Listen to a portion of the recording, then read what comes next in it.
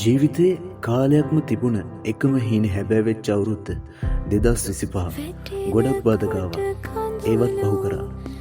ඔයාටත් බාධා ගොඩක් ඒවි. ඒත් ඔයා ඔයාගේ හීනෙට විතරක් ෆෝකස් කරන්න.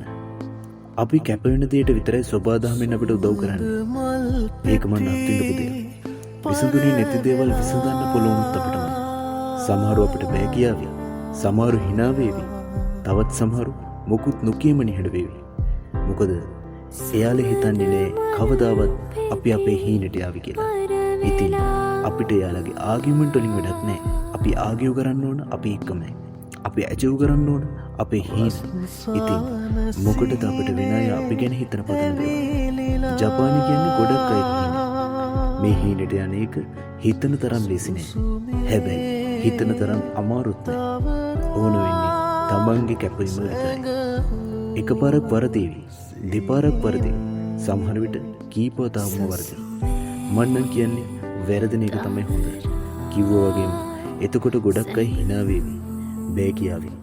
තවත් සමහරු නිහඬව මිදීවි. මොකද එයාලා හිතනවා ඔයාට බෑ කියලා. හැබැයි එහෙම රිජෙක්ට් වෙන දවසක ඔයා ජපානයට ආපු දවසට ඔය කවුරුත් නොකියම නිහඬ වෙනවා. ඉතින් මේකමයි මගේ කතාවත්. හීන වෙනුවෙන් කට්ටකන කොල්ලෝ කෙල්ල හැමෝටම හැමදේම ඉක්මනින් හරියන්න හදවතින්ම ප්‍රාර්ථනා කරනවා.